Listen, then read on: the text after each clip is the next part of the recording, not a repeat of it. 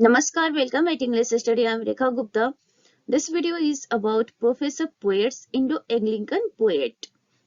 तो देखिए ये यहाँ पे जो ऑथर की लिस्ट दी हुई है ये सभी लोग प्रोफेसर हैं और ऑथर भी हैं और इंडो एंग्लिकन पोएट के नाम से ये लोग जाने जाते हैं। तो ये वीडियो थोड़ा सा इन्हीं लोगों के बारे में है, तो स्पेशली इनके नाम और इनके वर्क्स पे आपको फोकस करना होगा, बहुत डेप्थ में जाने की जरूरत नहीं है। तो अब हम स्टार्ट करते हैं अपनी जो वीडियो है उसे आगे देखते हैं। Professor P Seshadri. His works include a monograph on the Anglo-Indian poet John Lydon, a brochure on Anglo-Indian poetry. तो इन्होंने एक मोनोग्राफ लिखा है एंग्लो इंडियन पोएट जॉन लीडन के ऊपर और एंग्लो इंडियन पोएट्री पर ब्रोचर लिखा है। इनके वॉल्यूम्स है, वर्स के विलन है, इनके सोनेट्स है चंपक लिप्स और वेनिस्ड आवर्स। सेसाद्री की जो ब्लैंक वर्स है वो कॉम्पिटेंट है रादर देन ब्यूटीफुल। तो इनके ब्लैंक वर्स को क्या माना जाता है? कॉम्पिटेंट माना जाता है, ब्यूटीफुल नहीं। साथ ही ये सोनेट के एक अच्छे राइटर के रूप में भी जाने जाते हैं। लिटरेरी क्रिटिसिज्म के लिए भी इनका नाम लिया जाता है। तो देखिए लिटरेरी क्रिटिसिज्म में इन्होंने क्या किया है। He is at the best in rendering literary criticism in terms of poetry. तो पोएट्री के फॉर्म में इन्होंने लिटरेरी क्रिटिसिज्म को प्रेजेंट करने की कोशिश की है कि इनके ऊपर तारुदत्त, रमेशचंद्र दांते, गैब्रियल रोशेट्टी, टॉल्स्टॉय एंड जयदेव, ये कुछ ऑथर हैं, कुछ इंडियन ऑथर भी हैं और कुछ इंग्लिश ऑथर हैं। तो उनके बारे में इन्होंने लिटरेरी क्रिटिसिज्म प्रेजेंट किया है पोएट्री के फॉर्म में। नेक्स्ट प्रोफेसर है गोविंद कृष्ण चैतुर। गोविंद कृष्ण चैतुर जो है इन्होंने अपने 5 वॉल्यूम्स वर्स के प्रेजेंट किए हैं। कौन कौन से वॉल्यूम्स है? Let's see. Sounds and images, the Triumph of love, Gumatreya and other sonnets for all moods, The Temple Tank and other poems, and The Shadow of God। तो ये इनके 5 वॉल्यूम्स ऑफ वर्स से याद रखेंगे। Govind Krishna चैतुर। The Triumph of Love, a sonnet sequence, contains some of Chetur's best work। The Triumph of Love जो इनका sonnet sequence है ये अच्छा वर्क है, इनका बेस्ट वर्क के रूप कैटेगरी में आता है चैतुर के। और इसमें टोटल 23 सोनेट है और ये जो 23 सोनेट्स है मेमोरेबल है। किस लिए? यहाँ पे देख लीजिए, लव्स पेरेनियल परप्लेक्सिटीज एंड एक्सिलरेशन। तो ये जो इस सोनेट में दिखाया गया, प्रेजेंट किया गया, इसी के लिए इनके ये 23 सोनेट का जो सीक्वेंस है द ट्रायम्फ ऑफ लव, ये फेमस है इनका work. To Chetur, the eternal and spiritual aspects of love appeal no less than its temporal aspects and carnal attraction। तो यहाँ पे चतुर के लिए ये क्या कहते हैं कि the eternal and spiritual aspect of love, जो इटर्नल और स्पिरिचुअल एस्पेक्ट्स होता है लव का, that is appeal no less than its temporal aspects. तो इसके टेम्परल एस्पेक्ट से ज्यादा कम अपील नहीं करता है। एंड कॉर्नल अट्रैक्शन से, यानी कि जितना टेम्परल एस्पेक्ट और कॉर्नल अट्रैक्शन है यानी कि फिजिकल अट्रैक्शन है उससे कम नहीं होता है इटर्नल और स्पिरिचुअल एस्पेक्ट ऑफ लव, ऐसा चेतुर मानते हैं। हाँ, नेक्स्ट देखते हैं। Next is professor Manmohan Ghosh. Manmohan Ghosh along with his brother Arvindo went to England and remained there to take an Oxford degree। तो मनमोहन घोष जाने माने इंडियन ऑथर अरविंदो घोष के ब्रदर हैं और ये दोनों लोग ऑक्सफोर्ड में इंग्लैंड गए थे ऑक्सफोर्ड डिग्री लेने के लिए। Manmohan's later publication were love songs and elegies and songs of love and death। तो इनके लेटर पब्लिकेशन बहुत ही अच्छे हैं, जो लव सॉन्ग्स एंड एलिजीज हैं, songs of love and death इनका वर्क है मनमोहन घोष का, और लेटर पब्लिकेशन है इनका, तो बहुत ही अच्छी कैटेगरी में ये वर्क्स आते हैं। He has been described by George Sampson in the Conscience Cambridge History of sorry, यहाँ पे थोड़ा सा डबल रिपीट हो गया है तो इसको आप लोग ओवरलुक कर देंगे।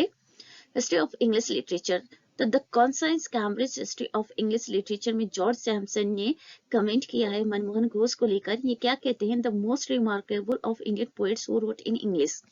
तो जॉर्ज सैमसन का कहना है कि मनमोहन घोष जो हैं वो उन इंडियंस में से बहुत ही रिमार्केबल पोएट हैं जो इंग्लिश में लिखा करते हैं। सैमसन ने मोहन के लिए और भी कमेंट किया है, वो है a reader of Manmohan's poems would readily take them as the work of an English poet trained in the classical tradition।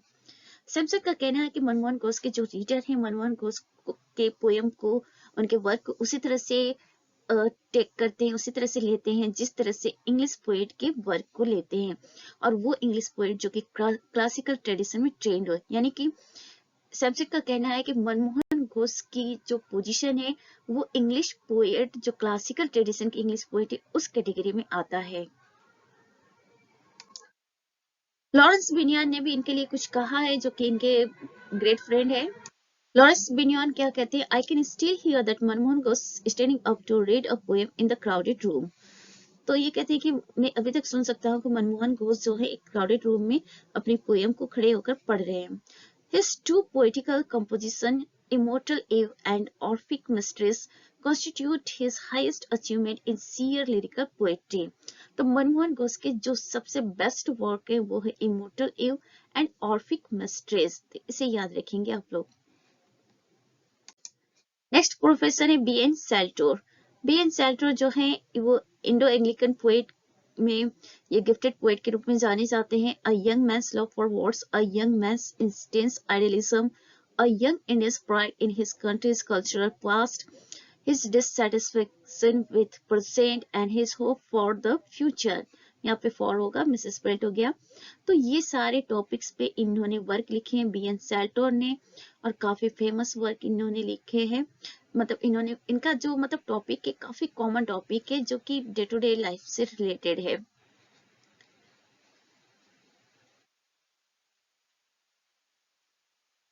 तो बहुत ज्यादा इनके बारे में नहीं है, बस इतना याद रखेंगे कि किस कैटेगरी के ये पोएट है।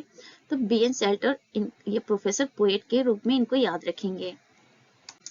नेक्स्ट है प्रोफेसर उमा माहेश्वर।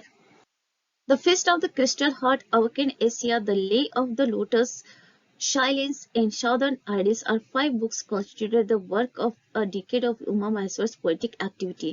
तो इनके ये 5 बुक्स हैं, याद रखेंगे उमा महेश्वर के क्या क्या है। The feast of the crystal heart, awaken Asia, the lay of the lotus, silence और साउदर्न आइडल्स। तो इनके ये 5 बुक्स हैं उमा महेश्वर के जो पोएटिक एक्टिविटी से रिलेटेड है, याद रखेंगे। Like Salter and G.K. Chetur, Uma Maheshwar also deserves to be included among the inheritors of unfulfilled renown. तो उमा महेश्वर भी जो सेल्टोर और जी के चैतुर हैं उन्हीं के कैटेगरीज में आते हैं। ये भी डिजर्व करते हैं इस कैटेगरी में शामिल होने के लिए। कैटेगरी क्या है, inheritors of unfulfilled renown. His lyrics are generally unrhymed and notwithstanding Collins' Ode to Evening. वैसे इनके जो लिरिक्स होते हैं वो अनराइम्ड होते हैं और बहुत हाई लेवल के लिरिक्स उन्होंने नहीं लिखा है। जस्ट यहाँ तक कि इनके जो लिरिक्स है कॉलिंस के ओड टू इवनिंग से भी मतलब कंपेट नहीं कर सकते हैं, बट फिर भी इनका कंट्रीब्यूशन है और इन्होंने ये 5 बुक्स लिखकर अपना कंट्रीब्यूशन प्रेजेंट किया है as a professor poet, as an Indo Anglican poet. Next है professor V.N. Bhushan. Bhushan publish 7 volumes of English verse. इन्होंने 7 वॉल्यूम्स प्रेजेंट किए इंग्लिश वर्स के।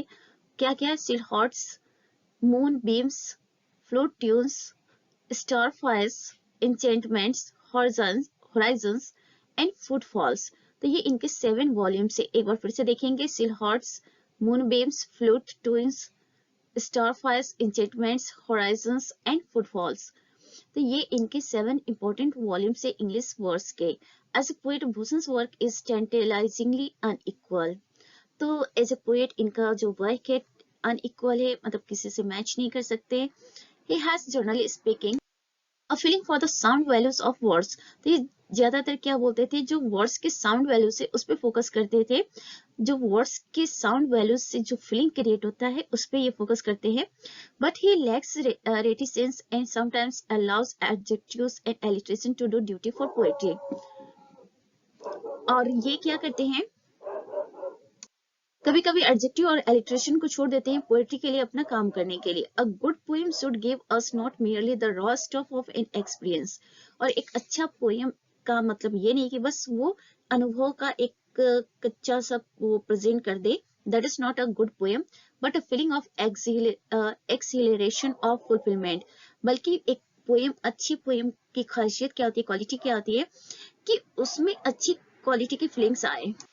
किस तरह की फीलिंग्स क्रिएट हो, एक्सीलरेशन और फुलफिलमेंट की फीलिंग्स क्रिएट करे वो poem. As Charles Williams has pointed out, the poet gives us, Charles Williams ने poet के बारे में क्या कहा है कि poet gives us the sensuous apprehensions of our satisfied capacities for some experience or other।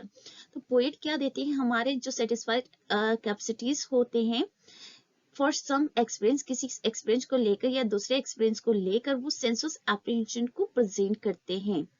तो ऐसा चार्ल्स विलियम्स कहते हैं, याद रखेंगे।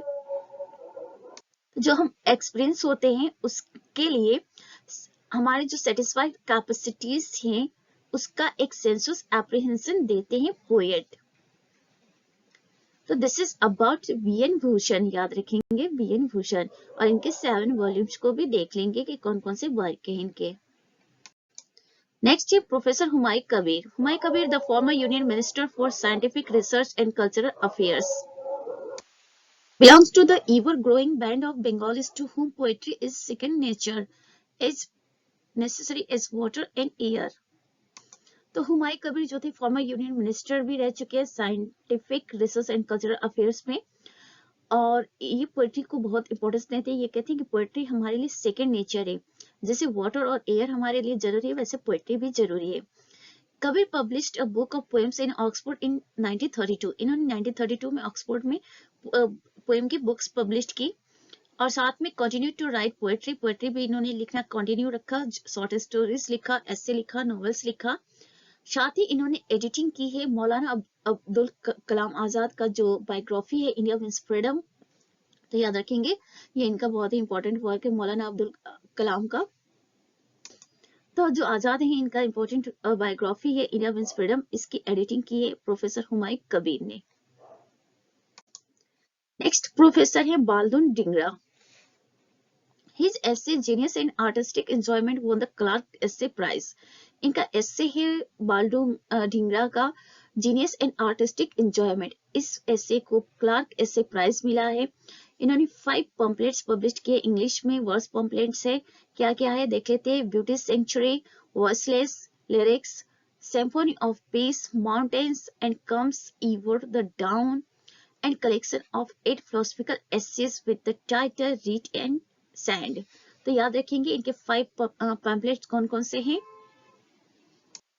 तो डिंगरा के 5 जो पैम्पलेट्स है, ब्यूटी सेंचुरी है एक, दूसरा है voiceless lyrics, third one is symphony of piece, fourth one is mountains and fifth one is comes ever the down. इनके 8 फिलोसफिकल एसेस का कलेक्शन है जो जिसका टाइटल है read and sand.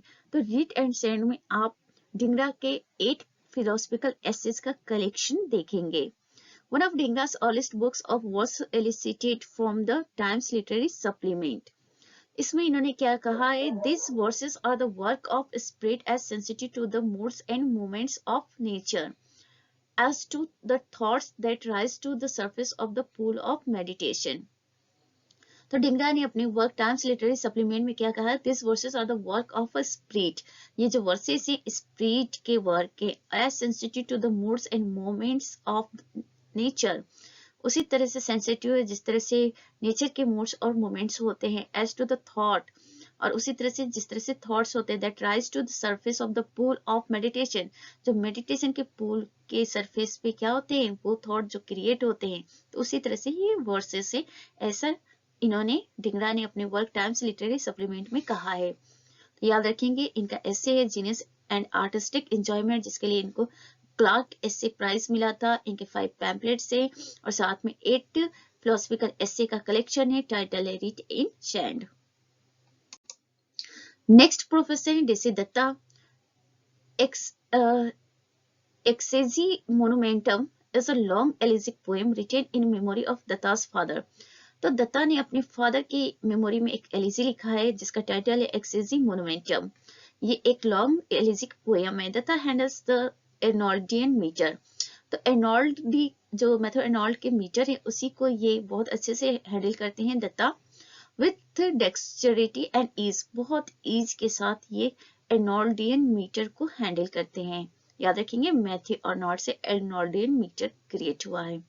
The poem, however, is too long and the emotion tends to flag over long stretches of reminiscence and apostrophe.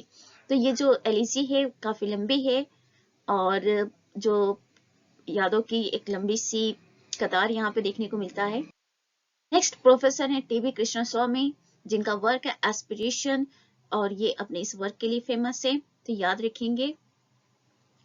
ये बिल्कुल ही untouched topic था, professor poets of India Anglo Indo Anglican.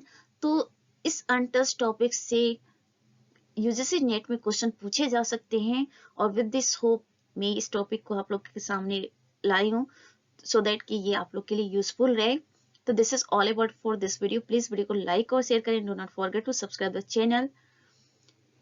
Thanks for watching. Be happy, keep smile.